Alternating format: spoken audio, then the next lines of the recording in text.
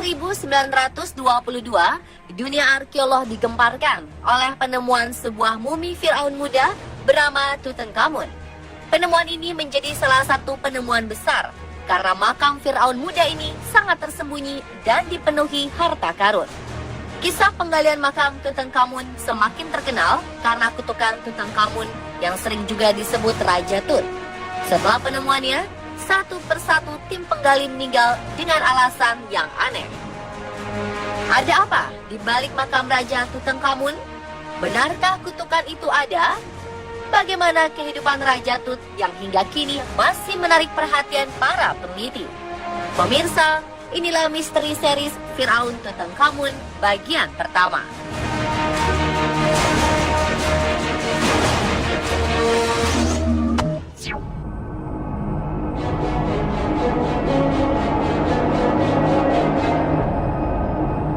Rencana pencarian makam Tutankhamun sebenarnya dimulai sejak 1902.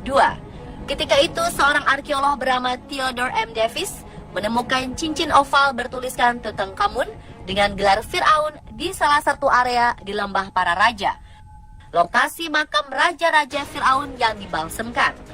Theodore juga menemukan sebuah kamar dengan potongan batu yang bertuliskan Tutankhamun. Keberhasilan ini membuat Davis menganggap dirinya telah menemukan makam Firaun Tutankhamun. 14 tahun kemudian, Howard Carter dan Carnarvon meneruskan penelitian Davis dan mengumpulkan benda-benda yang berhubungan dengan Tutankhamun. Mereka memulai penggalian baru di area yang baru.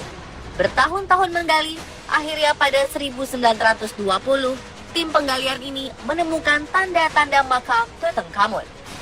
Setelah melapor ke pemerintah Mesir, Carter menyusun tim untuk memeriksa makam dan mulai meneliti. 22 Desember 1920, makam ini resmi dibuka untuk pers. Carter dan Carnarvon meneliti makam Tutankhamun hingga tahun 1925. Saat itu, Tutankhamun diperkirakan meninggal di usia antara 18 hingga 22 tahun.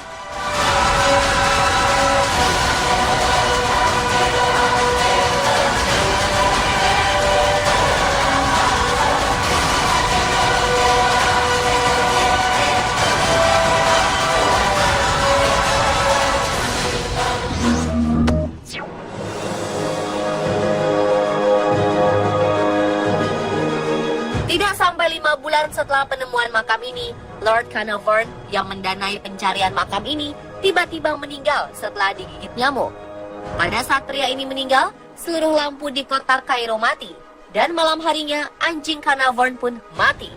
Kejadian ini memunculkan rumor bahwa makam sang raja dilindungi oleh kutukan yang membuat makam tidak bisa dijarah dan masih utuh. Hal ini diperkuat dengan penemuan di salah satu pintu tempat pemujaan dalam makam bertuliskan hieroglif. Mereka yang memasuki makam suci ini akan lekas dikunjungi oleh sayap-sayap kematian. Bukan hanya Lord Carnarvon, rentetan kematian tidak wajar orang-orang yang hadir pada pembukaan makam pun terjadi. Pangeran Ali Kemal Fahmi ditembak mati istrinya sendiri tahun 1923 setelah mengunjungi makam Raja Tut. Setahun kemudian, Sir Archibald Douglas Reid, ilmuwan yang melakukan penelitian sinar X pertama pada mumi Raja Tut, meninggal karena penyakit misterius. Arthur Mace, salah seorang anggota tim penggalian, meninggal tanpa alasan jelas pada 1928. Pada tahun 1929, sekretaris Howard Carter, Richard Bertel, ditemukan tewas di kamarnya. Selain mereka yang terlibat langsung di makam, ada juga orang-orang yang terkait pada makam dan tim penggali yang meninggal secara misterius. Lady Carnarvon, yang merupakan istri dari Lord Carnarvon, meninggal karena kematian yang tidak jelas. Ayah Richard Bertel, Roald Westbury, ditemukan tewas bunuh diri 7 bulan setelah anaknya tewas. Dia meninggalkan surat wasiat yang menyatakan bahwa anaknya mati karena kutukan Raja Tut. Ketika akan dimakamkan, kereta pembawa jenazah Lord Westbury menabrak seorang anak berusia 8 tahun. Anak itu tewas di tempat. Carter sendiri tidak percaya pada kutukan tersebut. Namun menurut anggota tim penggali, peneliti ini mengalami pertanda buruk. Ketika membuka makam Raja Tut, burung kenari piaraan Carter dimakan oleh ular kobra. Kejadian ini sangat diingat karena ular kobra melambangkan Dewi Wajet, salah satu dewi Mesir yang berwujud sesosok ular bertubuh manusia dan memiliki lengan bersayap. Beberapa wisatawan yang berkunjung ke makam pun mengalami kematian yang tidak wajar.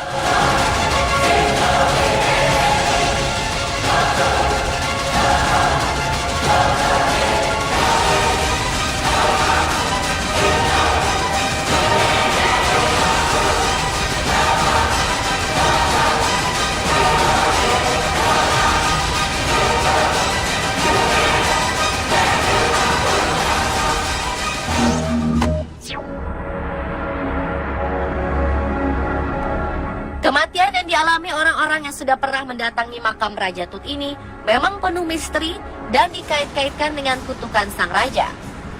Namun ternyata kematian mereka bisa dijelaskan secara ilmiah karena tertutup selama ribuan tahun, dinding makam diselimuti oleh jamur coklat kecil.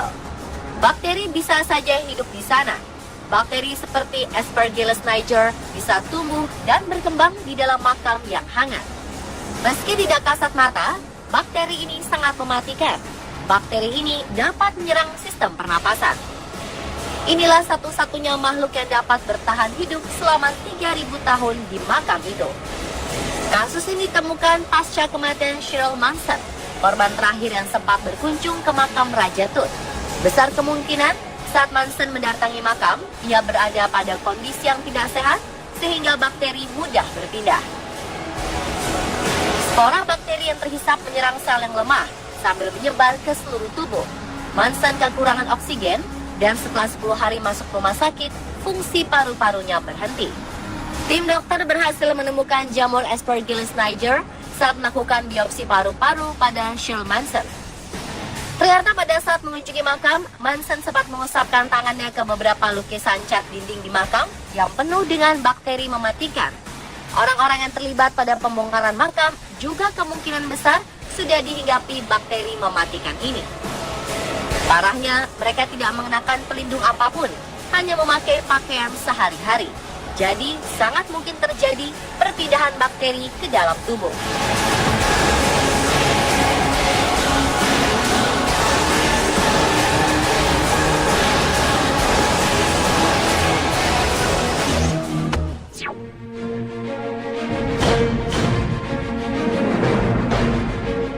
Sebelum penemuan makam Raja Muda Tutankhamun, tidak pernah ada catatan yang ditinggalkan oleh peradaban Mesir tentang kehidupan Raja Muda ini.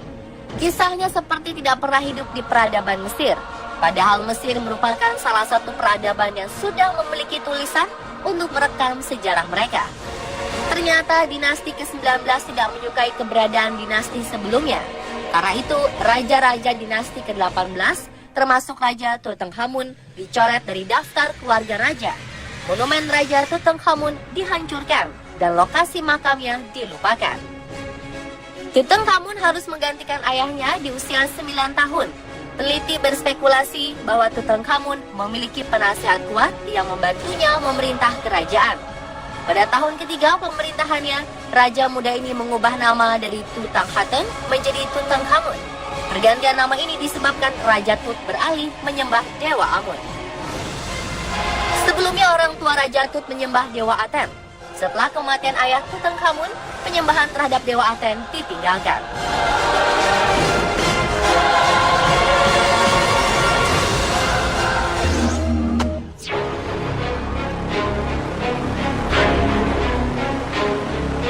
Pada saat ditemukan, makam Raja Tutankhamun dipenuhi harta.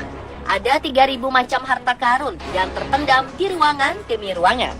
Meskipun ada penjarahan, tidak seperti makam lain, harta yang tersimpan masih banyak. Mumi Tutankhamun pun masih sempurna. Mumi Firaun Tut sendiri ditemukan bertopeng emas indah. Ternyata kisah hidup Raja Tut ini tidak seindah harta karunnya. Hal mengenaskan apa saja yang dialami Raja Tutankhamun semasa hidupnya? Saksikan kisah selanjutnya besok hanya di On The Spot.